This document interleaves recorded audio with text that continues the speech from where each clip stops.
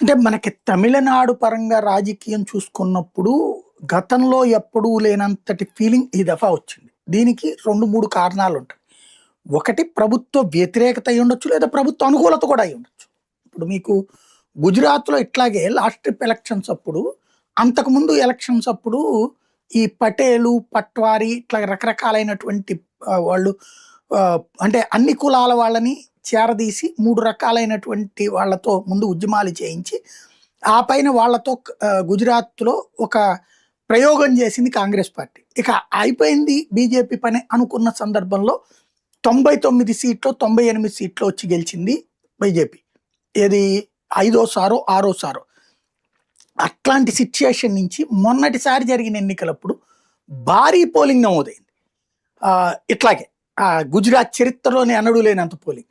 దానికి రాహుల్ గాంధీ గానీ ప్రతిపక్షాలన్నీ కూడా లెక్కేసుకుంది ఏంటి, ఇంకేముంది అక్కడ అధికారంలోకి బీజేపీ దిగిపోయినట్టే, బీజేపీకి బుద్ధి చెప్పేసినట్టే అని భావించారు. సీన్ కట్ చేస్తే భారీ పోలింగ్ నమోదైన చోటన భారీ మెజార్టీతో బీజేపీ గెలిచింది. 145 సీట్లకు పైగా వచ్చింది అక్కడ బీజేపీకి. అట్లాగా ప్రో ఇన్కంబెన్సీ అయింది అది.